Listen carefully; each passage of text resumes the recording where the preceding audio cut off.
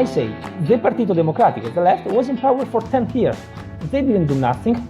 Now, a center-right government must have the brave, because we have to be brave when we are in government, to be brave to do some conservative politics on ethnic themes. We must do some politics for the family. We must do some politics for the birth rate. Join the best in the movement.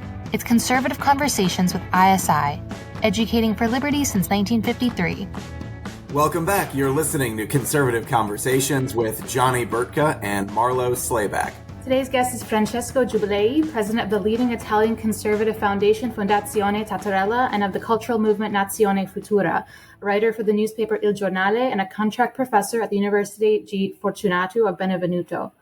Giubilei was recently included in Forbes' list of 100 most influential youths in Italy under 30, and he's the author of The History of European Conservative Thought. He joins us in the aftermath of the recent Italian elections, which saw the election of Giorgia Meloni, head of the Conservative Nationalist Party in Italy, as the next Prime Minister of Italy. Welcome to the podcast, Francesco. Thank you for your invitation. Before we get to our interview, we'd like to thank you all for listening to Conservative Conversations. This podcast is a production of the Intercollegiate Studies Institute. Our mission at ISI is to educate for liberty.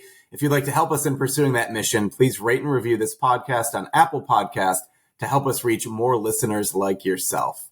Francesco, the Conservative National Party recently won a big election in Italy, which means that Giorgia Meloni will be the next prime minister. Can you start out by telling us a bit about who she is, her background, and some relevant details about the state of Italian politics generally? Yes, how you know, we are the country of Machiavelli, so talking about the Italian politics is every time really difficult, and it's really difficult also for us that we are Italian, so I can imagine how difficult it is for someone that is from abroad. But I can try briefly to summarize what is happening in Italy and why Giorgia Meloni won the election.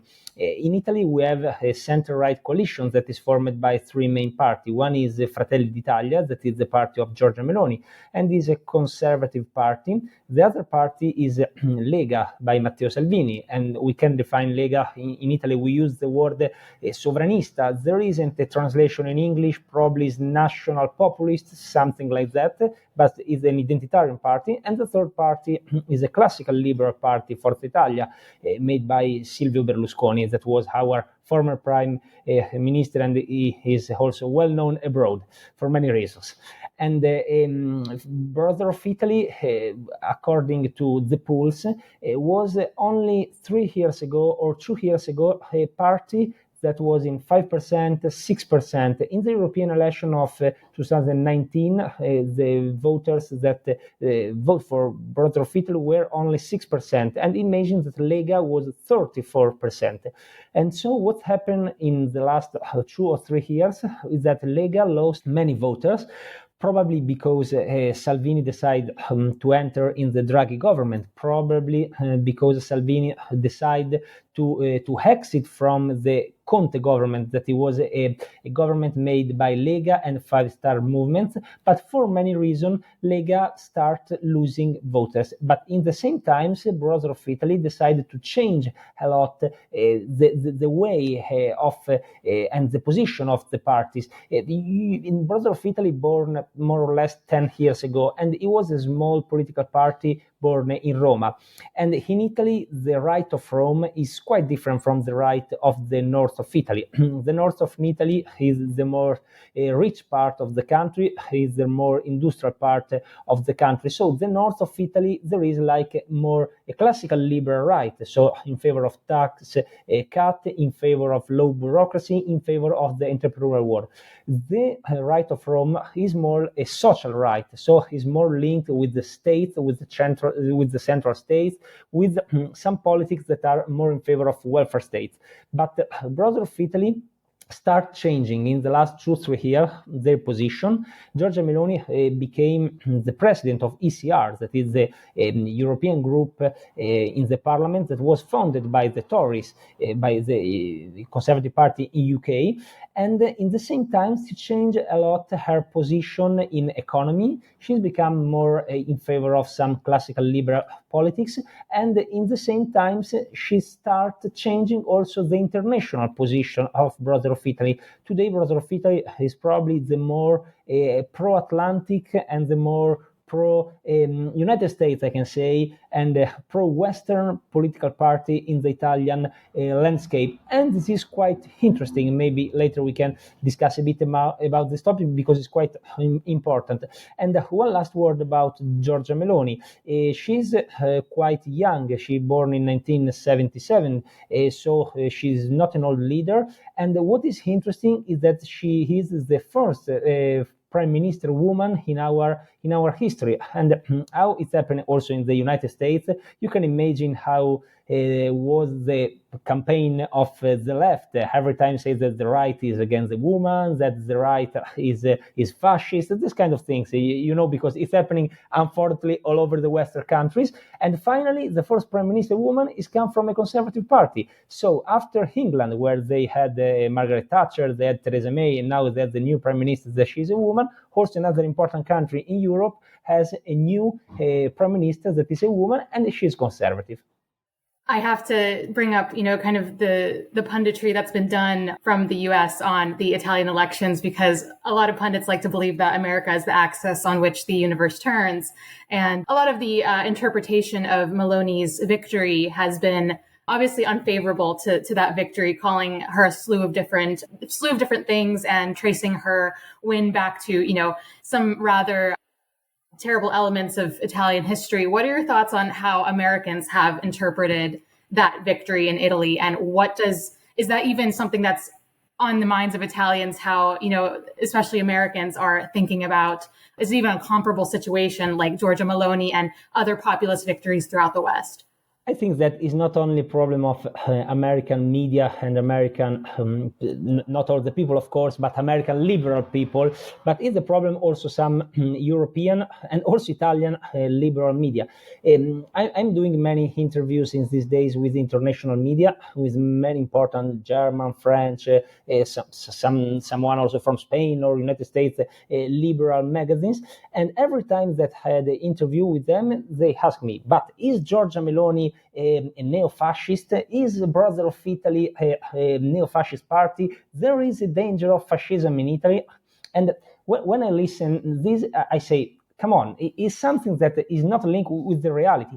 And the bigger mistake of the left in Italy was doing a campaign based on the danger of fascism. That is something that for the man of the street, it is nothing, because the men of the street in Italy right now, especially in the south, but in all the country, want to have answer for the energy crisis. We pay a lot the energy. Want to have answer from the inflation. The cost of the life is really high. Want to have answer in the safe, on the security of the city. There are some part of the big city where there are some problem. Want to have answer with the legal migration. We have a problem. You know, our country is in the middle of the Mediterranean area. We receive every day thousands of illegal migrants. These are the answers that the men of the street want to be answered. And the left, for all the campaign, says there is the danger of fascism. And how said you before, Giorgia Meloni, born in 1977. And fascism ended in 1945, when Mussolini died. But it's not Francesco who said that. It's Renzo de Felice, that is the most important historian of fascism, and he was a professor of the most important Italian university, that he was linked with the left, with the Communist Party. But he was a serious historian. So the thing is, there is not a danger of fascism, because Fratelli d'Italia is not a fascist party, it's a conservative party. But you know that also in the United States sometimes happen that against some conservative leaders, some conservative people, the liberal try to attack and say that some Americans are fascist or the kind of thing. For me, as an Italian, for the Italian, reading that an American is fascist is something that is really funny, because you had democracy for many years, you didn't have fascism. But in Italy, of course, we have for 20 years fascism. So in Italy is something really serious if someone tries to attack another politician or another person and say that he's a fascist. It's something really serious in some way. So the real point, to be honest intellectually, is this. In my opinion, the real question that all the people must do is this, is is a center-right government, is Giorgia Meloni, are Fratelli d'Italia able to afford this difficult moment for Europe and for Italy? Are they able to afford the energy crisis, the public debt, because we have a really high public debt, the relation with the European Union, the war in Ukraine? If someone asks me this question, I say, I don't know, we have to see. We have to see the names of the ministers. We have to see how they act. And this is a serious way to try to understand what is happening in Europe and in our country. But the way how the New York Times wrote an article in July where they say that is coming a new danger for Italy, or El País, that the title of El País, the biggest Spain newspaper, was La Ultraderecha, the ultra-right is coming to Italy, is a way not to understanding what is happening in a country where many people, I'm talking about millions of people, that until 10 years ago voted for the left, voted for Partito Democratico, right now voted for the center-right. And it's similar to what happened 2 weeks ago in Sweden. Sweden is the country of the welfare state, is the country of the social democracy. They lost the country. But they lost the country because they are not able anymore to talk to the problem of normal people. Also, the thing, one last point about the European Union, they are doing the so-called Green Deal, and they are deciding that in 2035 we must stop using the car with, for example, gasoline. We must use the car with all the electric cars. First of all, they don't talk about the danger of the Chinese, because all the batteries are made by lithium and cobalt that came from the Chinese. So there is a security problem concerning the electric car. And second, they are destroying especially the German and the Italian industry, because we are the country of Fiat, we are the country of Ferrari, the country of Maserati, the country of Lamborghini, and are not only big companies, are also some small entrepreneurial which works in the automotive sector.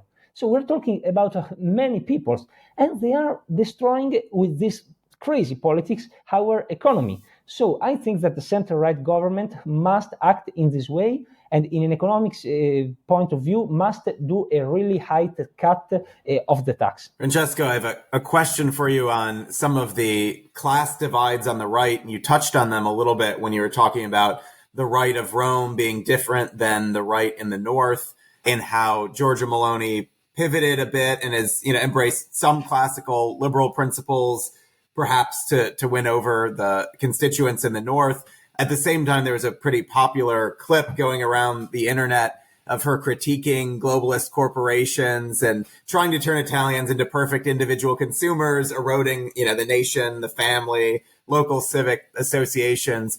So I'm curious, in the United States, we only have two parties. And so the Republican Party does have this built-in tension between its new working class voter base and more business owners that support the party. So how does this work on the right in Italy, and how do you navigate this in conservative circles over there? That's a good question. For you, the situation is quite different, because when we talk about sovereignty, for you is not a topic. You are a 100% sovereignty country. You have your independence. You are not inside some sovereign national entities. But in Europe, it's totally different, because we are inside the sovereign national entities like European Union. And the point is, in the last years, what is happening is that for the economy, there are some industry that are Italian industry that decide to change the way to produce their products, and they decide to change not only the fiscal residence, but they decide also to move all the industry in other country outside the European Union. This happened also for American countries, for example, with China, with Asia. But in Europe happens outside European Union, but also inside European Union. So it happened, for example, that many Italian industry moved to Eastern Europe because the salary, the cost of the salary is low, and this creates much more poverty inside our country. So when the right sometimes try to criticize the concept of globalization is criticized. I think these kind of things they criticize that, for example, there are some industries that change the way to produce to produce in Italy and go to other country, and this creates some socio-economic problem also inside the country, and this is a big problem also with the European Union, because no one say, and is not anymore a topic to exit from the European Union. So sometimes I read also some conservatives that write about an Italy exit, France exit. Is not a topic anymore, to be honest. It was a topic 10 years ago, it was a topic 15 years ago, but it's not a topic anymore. And it's not a topic exit from the euro in Italy. What is the real topic is to underline that we have some problems. Of course, we have high public debt. We have some problem in our economy. We know that. But in any case, we are the third country of European Union. We are a founder of the European Union, and we are the third economy inside the European Union. And in the end of the year, we give more money to the European Union than the money that we receive back. So Italy, France, and Germany give more money to the European Union, for example, compared to other small countries. So we are inside the European Union, but we want to be more powerful inside the European Union. It's not possible for us that every time we have to do what the Germans or the French say. And look about the energy crisis. We are living an energy crisis, and okay, there is the war, of course, we know what happened, but there are also a lot of mistakes that the European Union and the German made in the last years. I make you an example. You know, the pipeline Nord Stream is a pipeline that came from Russia to Germany, and of course to Europe, because the gas is a European market. The Italian, a few years ago, said we must build new pipeline, and we propose to build a pipeline in the Cyprus area, in the Israel area, and in the Greek area, in the Mediterranean area, where our national company of oil, Eni, had a lot of power in this part of the Mediterranean area, and we say we have to build a new pipeline that is coming from the Mediterranean area, arrive to Italy, and after arrive in the north of Europe. The Germans say, no, we have to build the Nord Stream 2. So now we have the Nord Stream 1. It doesn't work. The Nord Stream 2, it doesn't work. And we don't have the HestMed, that was the other pipeline from the Mediterranean area. And the result, what is it? The result is that the Italians, the Germans, everyone pay a lot the cost of energy. And at the same time, for the way that the Green Deal is making, it is previously a German decision to for example, close in Germany the nuclear central, to close, for example, the fossil energy system, and we have every time to do what the German and what the French say, and for us this is not acceptable. Also because we have a strong relation with the other Mediterranean countries like Spain, like Greeks, like Portugal. I know that there are smaller countries, of course, inside the European Union, but it's not possible that every time some country, like, for example, Holland, that have a totally different vision of the European Union from us, they decide the line of 27 countries. This is the point, in my opinion, that Giorgia Meloni and the center-right government want to underline inside the European Union, also linked to the globalization and the economic issues. So I want to go back to the clip that Johnny was referring to earlier of Giorgia Meloni that was circulating on the internet, where she identifies herself as, among other things, as a Christian. And I just happened to finish reading Giuseppe Tomasi di Lampedusa's book, Leopard, one of the most famous pieces of Italian literature. And it was written by, of course, the last prince of Lampedusa. It was his only published book. And what struck me the most about the book, which is written about the Risorgimento in Italy, is the concern of one of the main characters, who is a Jesuit Catholic priest. And he's concerned about the influence of the church if Italy becomes a united democratic country. I'm interested in just how you describe Catholicism in Italy today, because a lot of the turnout for Giorgia Meloni was Catholics. And this is quite different in the U.S. We have quite a robust Catholic base behind the progressive Democrats, or just Democrats in general.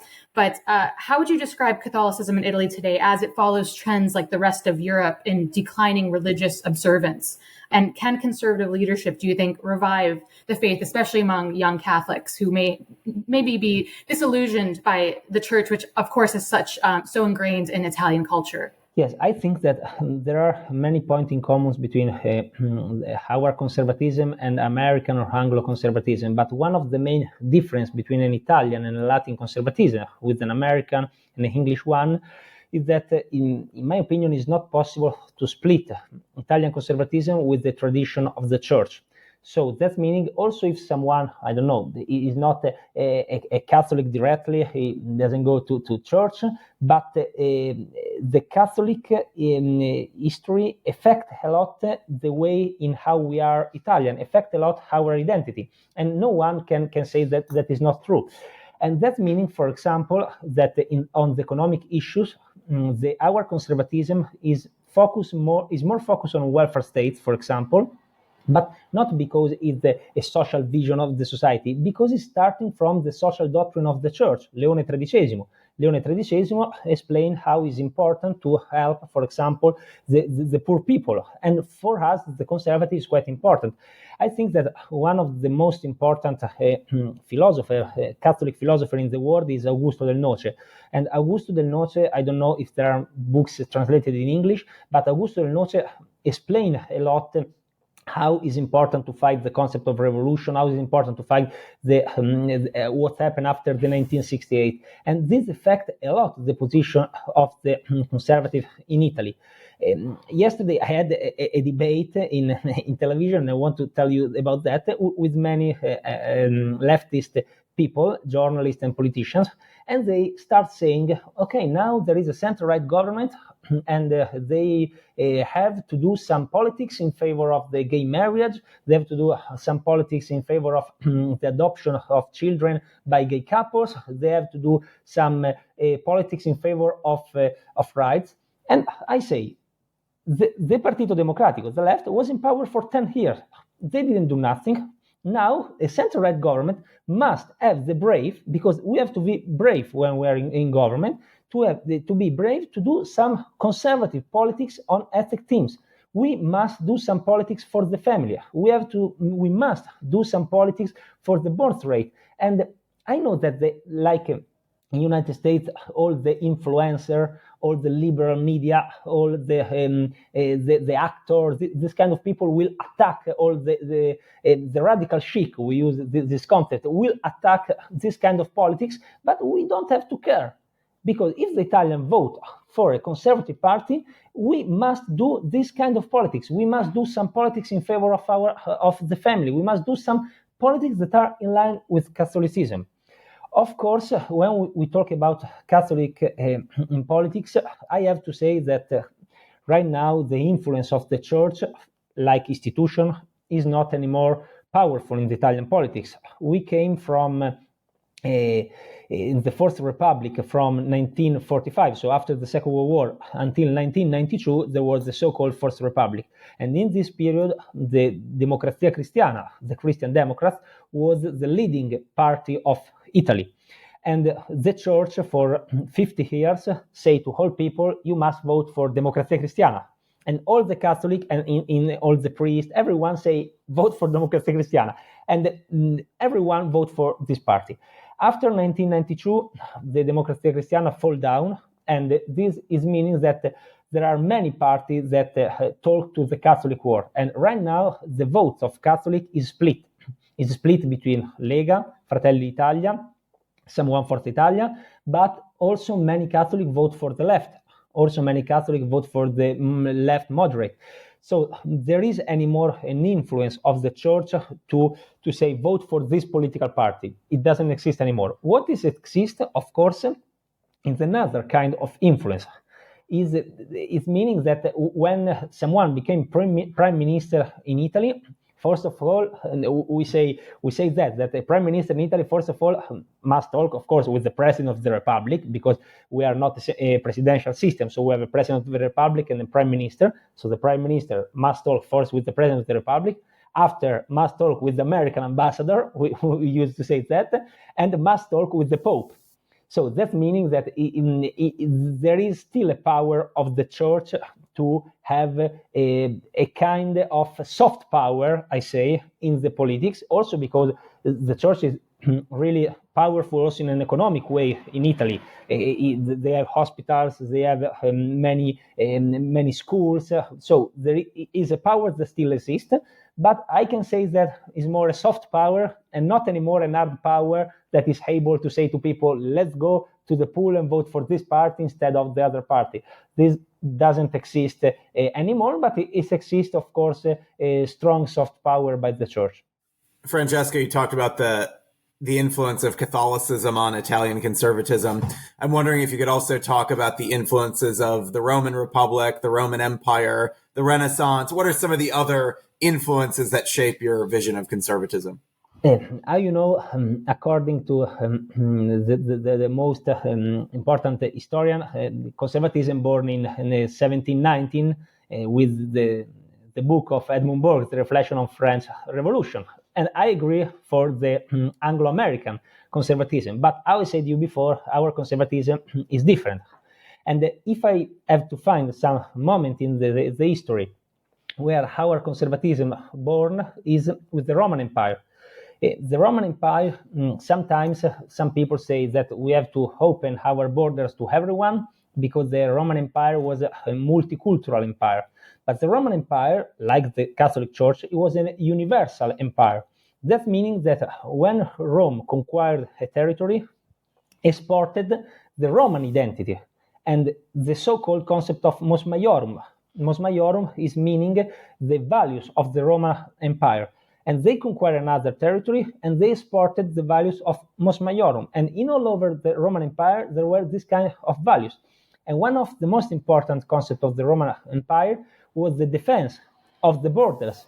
There is a word, the Latin is limes. Limes is meaning the borders of the Roman Empire that separate the civilization from the barbarian.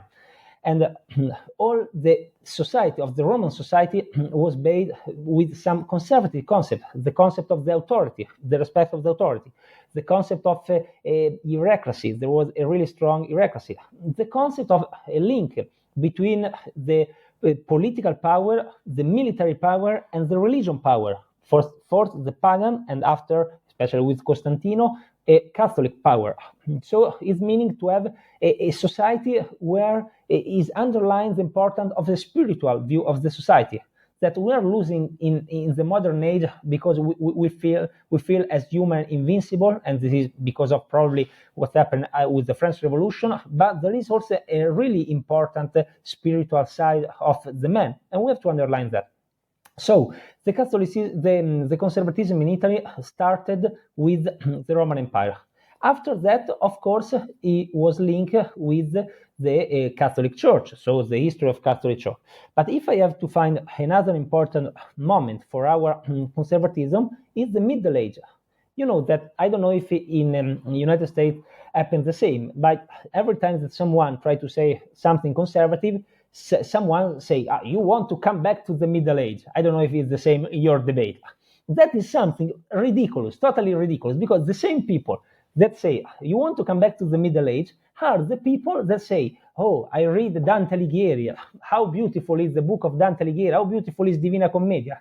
And come on, if you read Divina Commedia, it's totally a Middle Age book. And Dante Alighieri is totally a Catholic author. And he was totally a conservative in, we can say, right now. In the Middle Age, what happened? It happened that born the local identity of Italy. We are, as Italian, we have three kinds of identity. We have a local identity. A local identity is not a regional identity, but is an identity from city to city.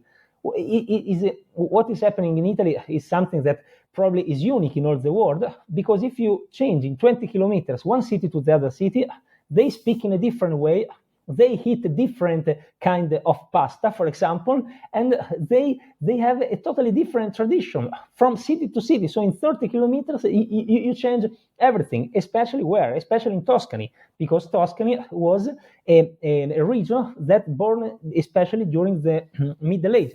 So we have a local identity that started from this period. After, we have a national identity, of course, that is the Italian identity that we share all together in all the country.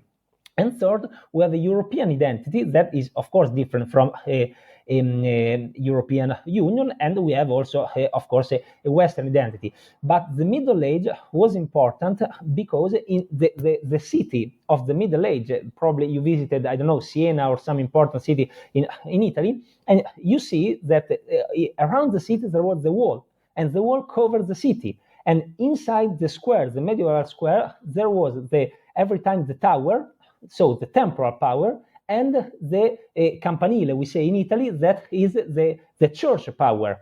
And in the Middle Age, there were three kinds of power that were the military power, is so-called in Italy, we use the word cavalieri, and the temporal power, and the spiritual power. So the Middle Age is quite an important part for our history and for our conservatism. After that, we arrive in the modern age in 1789. Of course, all the Italians are against the Italian conservatives are against the concept of Jacobinism, the concept of a French Revolution, and the kind of things. And one last point is in modern age to fight what happened in 1968. So in 1968 happened the fight against the family, happened the fight against the role of the teacher in the school, a society that tried to be focused on the not a meritocracy society, but the concept of the politics six. So everyone has to be on the same line, but in a mediocre way. So to fight against what's happening also in 1968. And we arrived to conservatism in our age. And today, to be a conservative in Italy, briefly, is meaning to defend our identity, of course, and is meaning also to underline that we must, especially in foreign politics, rediscover the power that we can have in the Mediterranean area against other cultures like the Turkish, for example. The Turkish, for us, in the Mediterranean area, in North Africa, in the Balkan area, they are taking a lot of Italian influence. And so we must rediscover a vision of our country also in foreign politics. In this case, I can say that the French are better than us, only in this probably. I'm joking, but the French are a lot focused on foreign politics. They are probably, they sell themselves more than how they are really. And we see in many wars, but they sell themselves as a really big country, a really big, powerful country, is the concept of la grandeur. And as Italians, sometimes we underestimate ourselves. We underestimate the soft power also that we can have.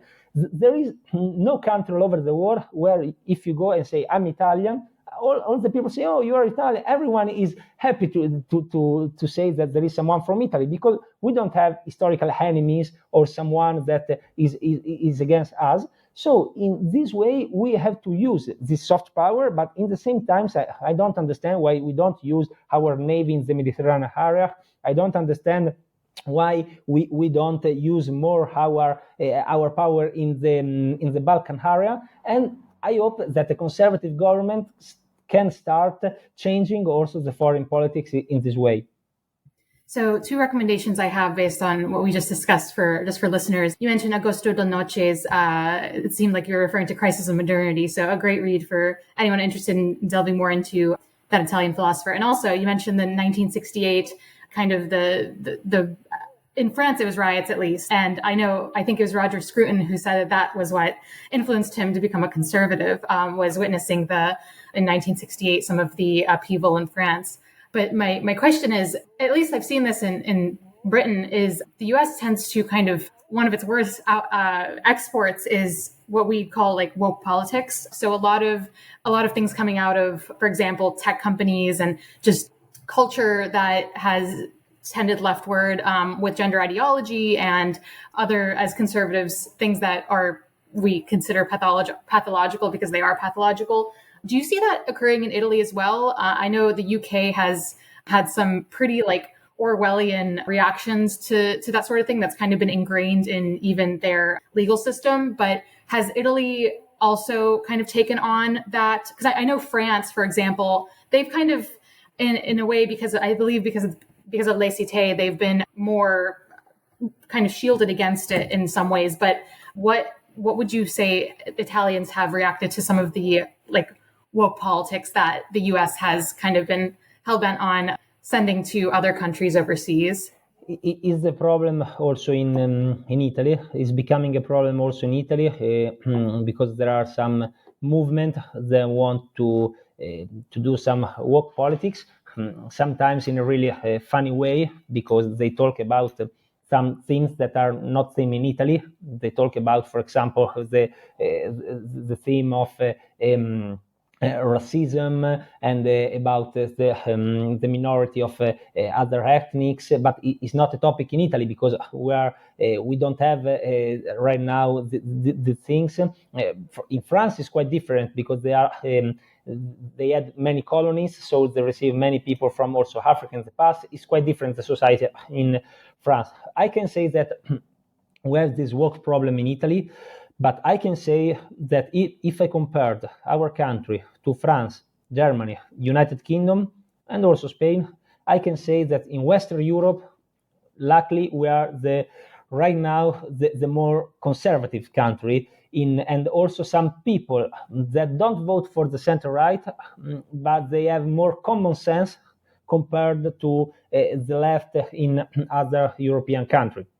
And look to our capital. Imagine the other capital. Imagine Berlin, total European city, is a total European city. Imagine London is the total European city. Imagine also Madrid and the capital of Stockholm, of North Europe, Amsterdam, Brussels. They are totally losing their national identity. If you come to Rome, of course, it's a city with many problems.